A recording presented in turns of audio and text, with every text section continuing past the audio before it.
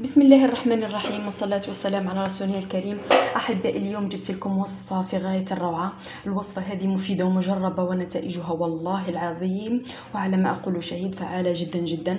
ننصحكم أنكم تجربوها، وكل من شاهد الفيديو هذا نتمنى لكم الشفاء العاجل ولكل مرضى المسلمين، ويا رب يا رب اشفي كل مريض بالوباء أو غيره.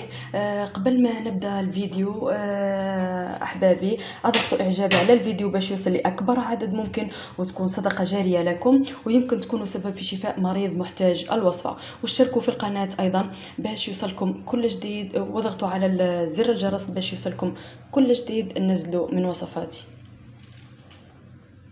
أحبائي، إذا شعرتي أو شعرت بيوم ما بسعال أو الزكام أو ألم في الصدر أو ألم في الرأس أو حتى ارتفاع في درجة الحرارة، عليكم بهذه الوصفة بسرعة وبدون تأخير أو تفكير أو تردد أو أخذ أي دواء كيميائي. الوصفة هذه والله العلي العظيم جربوها كثير من الناس وفادتهم.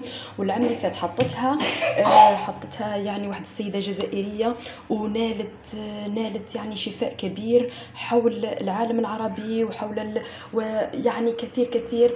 وأنا اليوم كفادت يعني جميع يعني عدد كبير من المرضى، جبتها لكم اليوم باش ننصحكم بها، وننصحكم أحبابي أنكم تجربوها، ويا رب يشفيكم ويشفي مرضانا ومرضى جميع المسلمين. الوصفة اليوم هي عندنا حبة ليمون. من الأحسن أنها تكون ليمون أخضر، فيها فوائد أكثر من الليمون الأصفر. أنا ننصح يعني اللي عندها ليمونة كبيرة تستطيع أنها تعمل ليمونة، واللي ما عندهاش ليمونة كبيرة عندها صغير تستطيع أنها تعمل ليمونتين صغار، والأحسن أنها تكون خضراء. هنا لدينا القرنفل هو المسمار يعني العادي اللي نستخدمه دائما في الوصفات.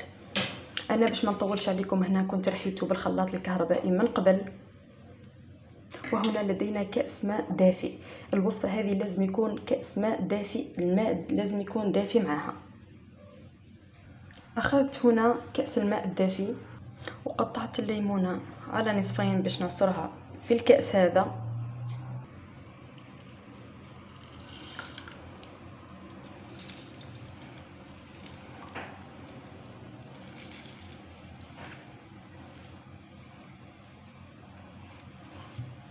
نعصر النصف الآخر.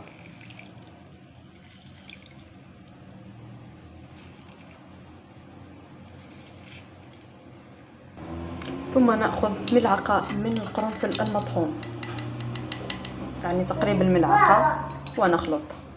بالنسبة للأولاد الصغار تحطوا لهم نصف ملعقة صغيرة شاي فقط في حبة ليمون صغيرة.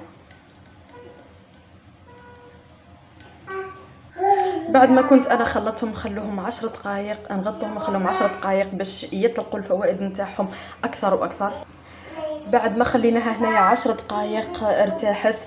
الكأس هذا يشرب في الصباح، في المساء، في الليل، يعني في اي وقت المهم ياخذ المريض هذا. ومن الاحسن انه ياخذه قبل الوجبه، ويعني تؤخذ قبلها او بعدها، ومن الاحسن انها تؤخذ قبل الوجبه هذه.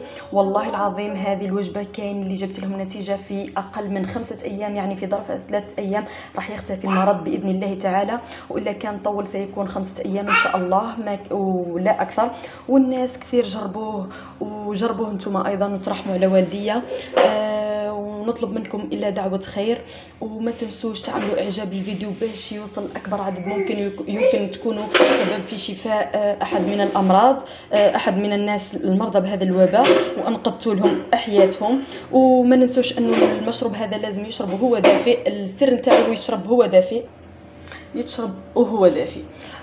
الحمد لله اني كتممت معكم الوصفه، وننصحكم انكم تجربوها، ما تفشلوش عليها، لانها سهله التحضير وفعاله ورائعه، وفوائدها يعني احسن من الدواء الكيميائي بمليار مره. ويا رب يرفع علينا هذا الوباء ويشفي جميع مرضى المسلمين، ويشفيهم ايضا من امراض ثانيه. واشتركوا ايضا في القناه باش يوصلكم كل جديد ننزلوا، يعني لما تضغطوا على الجرس. والحمد لله وبفضل الله تممت الوصفة. والسلام عليكم ورحمة الله وبركاته.